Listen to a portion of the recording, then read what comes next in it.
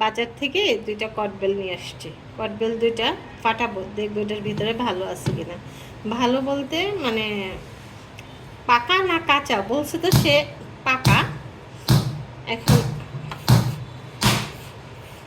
ফাটলে বোঝা যাবে যে কী অবস্থা। হুম, পাকা কিন্তু মনে হচ্ছে বেশি পাকা আর কি। না ভালো পাকা। আরেকটা আছে, এটা এটা দেখি এটার কী অবস্থা। ওগুলো এখন মাখাবো দুপুরবেলা। এটা ভালো না, এটা কাঁচা ছিল। এই যে আচ্ছা, তাহলে এখন মাখাই। বেলগুলো মাখাবো। নিয়ে নিলাম শুকনো মরিচ, সাথে দিয়ে দেব লবণ।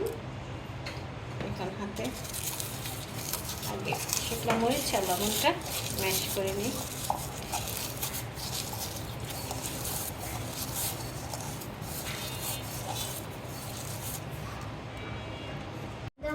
এখন এগুলো মাখাবো।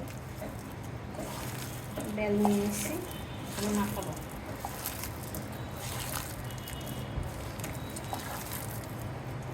লেবু পাতা দেব 2টা, আমার গাছের লেবু পাতা, একদম ফ্রেশ।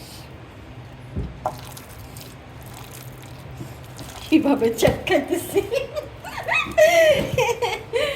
আল্লাহ, কেউ কিছু মনে করেন না আপু ভাইয়ারা, এটা না চটকালে স্বাদ হবে না, তাই ইচ্ছা মতো চটকাইতেছি,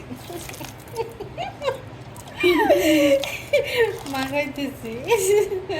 আল্লাহ, মানুষ কত কিছু করে ভাইরাল হয়, আমি বেল মাখাটা দিয়ে ভাইরাল হয়ে যেতে চাই। আল্লাহ,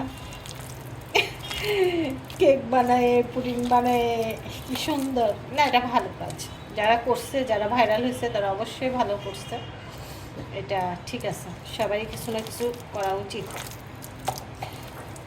এই যে বেলুন মাখা শেষ, চাক্কায় ম্যাক্কায়।